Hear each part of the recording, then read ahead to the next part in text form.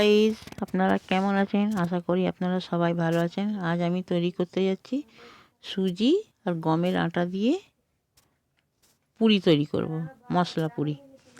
এখানে আমি একটা কড়া বসিয়েছি, তাতে আমি 1 চামচ মতো তেল দিয়ে এখানে আমি জোয়ান ফোড়ন দিয়েছি, 1/2 চামচ জোয়ান দিয়েছি। ফোড়ন দিয়ে এখানে আমি 1.5 কাপ জল দেব, কারণ আমার 1 কাপ সুজি আছে।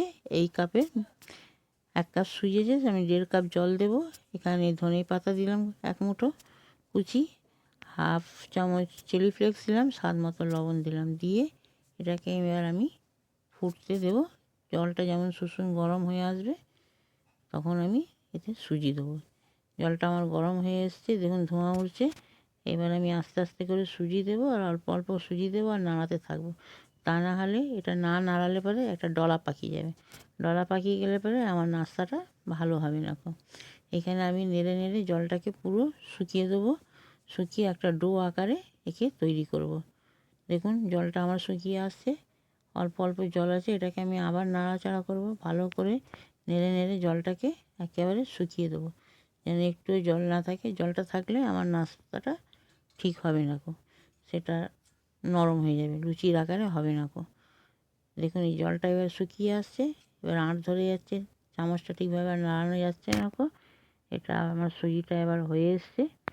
একে আমি এবারে গ্যাসটাকে অফ করে এটাকে আমি ঠান্ডা করতে দেব। ঠান্ডা করে দিয়ে তারপরে আমি এতে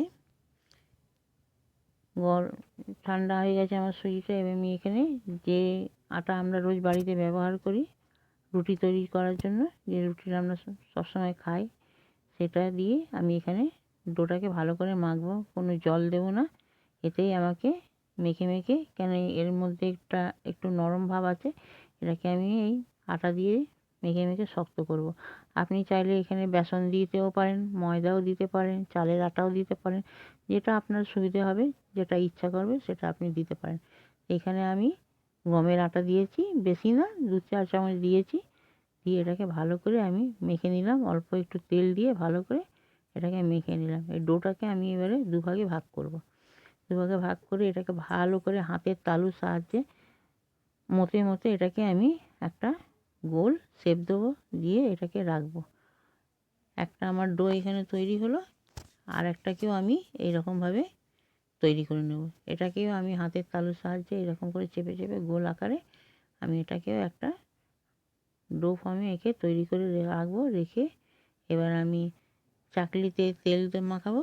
তেল মাখিয়ে আমি এবার এটাকে একটা ডো এইখানে দিয়ে হাতের প্রেসারে একটু ওকে ছড়াবো, যেন কোণগুলো না ফেটে যায়। ভালো করে একটু হাতের তালুর সাহায্যে প্রেস করে এটাকে আমি একটু বড় করলাম। করে এবারে বেলনা দিয়ে আমি এটাকে বেলবো।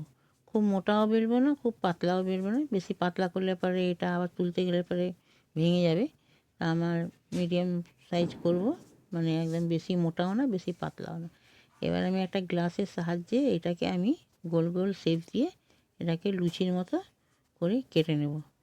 এখানে আমার 5টা লুচি হবে। যত বড় রুটিটা বেলেছি আমি, সেই হিসেবেতে আমার এখানে 5টা লুচি হয়েছে। আমি এবারে এখানে যেগুলো বাদ গেছে সেইগুলোকে আমি তুলে নেব। তুলে নিয়ে লুচিগুলোকে এবার আমি আস্তে আস্তে করে, একটা অনেক ছোট হয়ে গেছে আমার সাইজগুলো, তো আমি এটাকে বেলনার সাহায্যে একটু হালকা প্রেস করে, মানে হালকা হাতে এটাকে বেলবো, যেন একটু বড় হয়।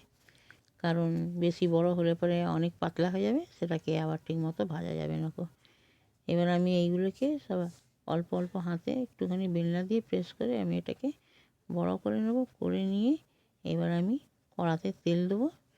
তেলটা গরম হলে পরে এখানে আমি এক একটা লুচি, দেখুন এইগুলো আমার তৈরি হয়ে গেছে। এবার আমি, তেলটা গরম হয়ে গেছে, একটা আমি এবার তেলেতে ছাড়বো। এটাকে বেশি নাড়াচাড়া করবো না। এটা যদি তলা থেকে মানে ঠিক ভাজাটা হয়ে থাকবে, তাহলে কড়া ছেড়ে দেবো, নিজেই ফুলে উঠবে। তারপর আমি তাকে পাল্টাবো। এখানে দেখুন একটু একটু তেল ওপর থেকে ছড়া দিয়ে লুচিটা ফুলে উঠবে। ফুলে উঠলে পরে এটাকে আমি পাল্টে দেবো।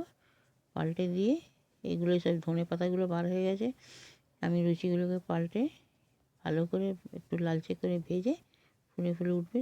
আমি ফুলকো লুচিগুলোকে এবার তুলে নেব। এরকম করে আমি সবগুলো ভেজে নেব। আমার ভাজাটা রেডি। এখানে আপনি চায়ের সঙ্গে সার্ভ করতে পারেন সন্ধ্যার সময় এগুলো আলুর তরকারি থেকে। রেসিপিটি ভালো লাগলে চ্যানেলটিকে সাবস্ক্রাইব করে একটা লাইক দিতে পারেন।